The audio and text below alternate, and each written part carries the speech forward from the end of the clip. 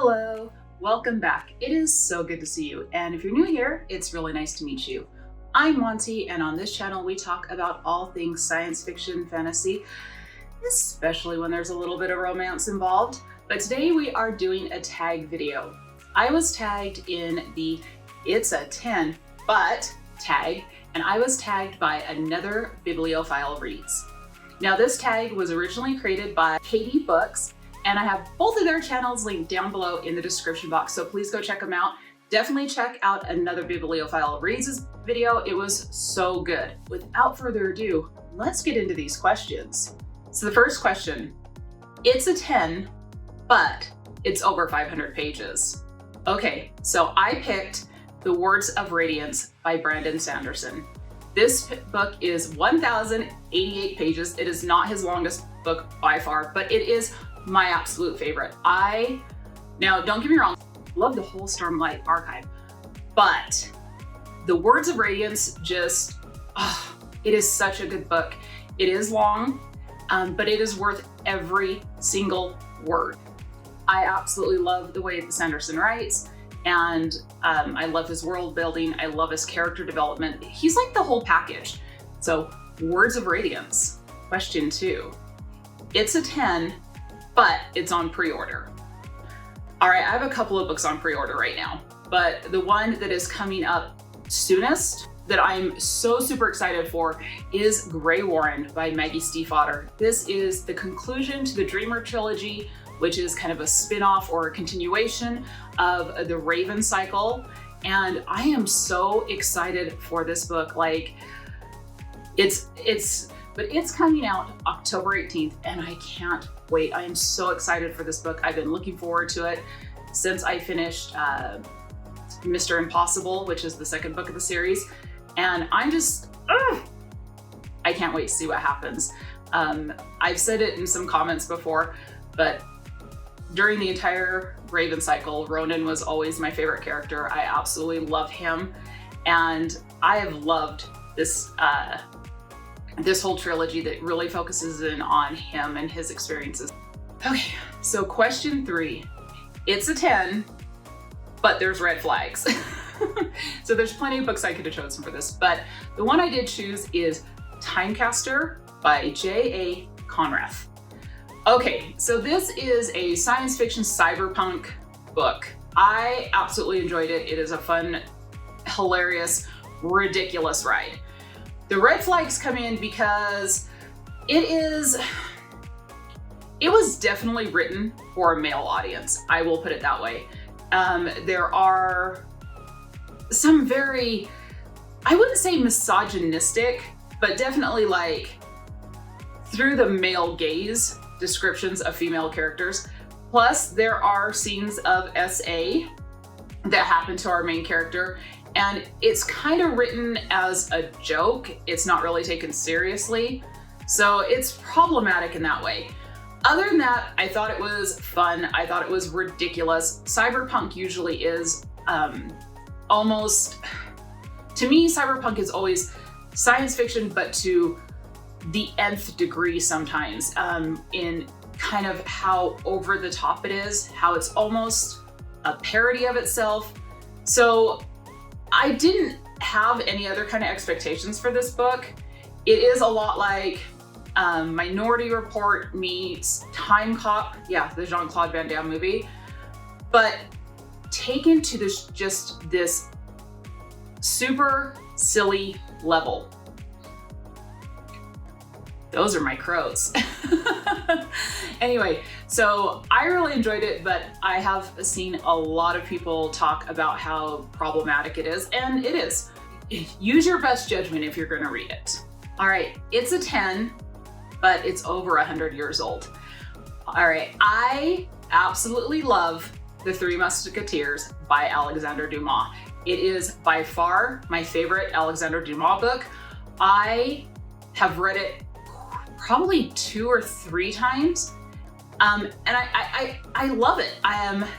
Dumas kind of does have a tendency to write very scene heavy, so like landscape heavy scenes in his book, but and believe me, Three Musketeers is no deviation from that.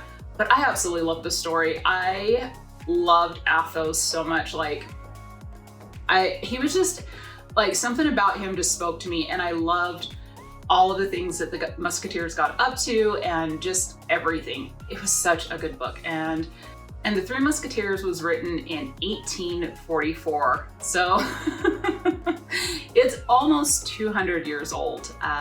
20 more years, 22 more years, it'll be 200 years old, but it's definitely worth a read. I absolutely enjoyed it. It's a timeless classic. Okay, so it's a 10, but you studied it in school. Now, I've already talked about how the Utah public school system really let me down, and I didn't really have to read that many different books for school. And I racked my brain. I was like, okay, what did I read in high school? And I remember reading To Kill a Mockingbird for the 4th time, but it was so hard to think of anything else I had to read for high school, except for the year I spent in Arizona. So we're not gonna get into the story, but I did spend a year in Arizona when I was a junior in high school. One of my classes was Shakespearean Studies, and I loved that class so much. My teacher was so amazing. So my pick was from that era, and I picked Hamlet. I know it's a play, not technically a book. I don't care.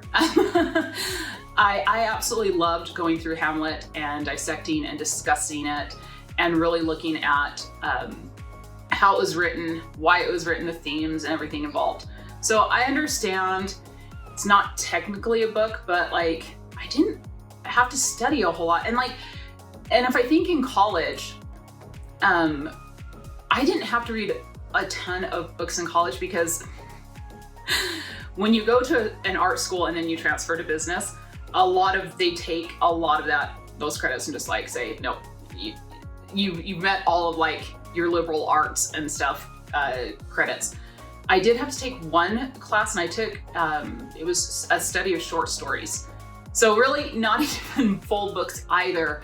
I did read quite a few amazing short stories and had to dissect those, but yeah, I never had to read a lot of books for school. So let's go with Hamlet.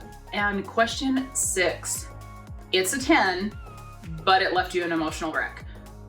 So many books to pick from. When I heard this, I'm like, well, there's a lot of different ways you could take this. What leaves you an emotional wreck? Was I disturbed? Was I sad? So I went with super sad, just kind of distraught, crying. And I came up with 2 books. The first one is The Joy Luck Club by Amy Tan, and the second one is The Song of Achilles by Madeline Miller. Both of these books are definitely character-driven books. They're not plot heavy. The Joy Luck Club is a collection of short stories, really, from the perspective of 8 different women. So it's 2 generations of Chinese women. And it is so amazing, so well done. Some of the stories just absolutely gutted me. Some of the stories made me laugh, but so many of them just absolutely gutted me to read them. The Song of Achilles, once again, it's a character-driven story, and it was so well written, and I truly was so invested in the characters and their relationship. It absolutely just made me cry. At the end, I was sitting there just going, no, this is not how this is going to be. Wrong, this is not how this is going to be. So The Song of Achilles is a retelling between the relationship of Achilles and Patroclus,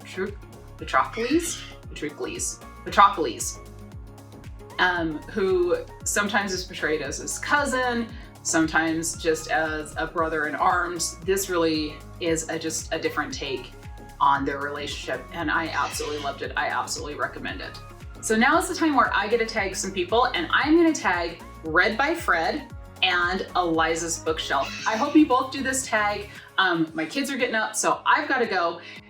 And I just wanted to say a big thank you to everyone who has watched, and thank you so much to all my subscribers. And please let me know in the comments down below, have you read any of the books that I mentioned here? Do you agree with my assessments? And until next time, take some time for yourselves and love you. Bye.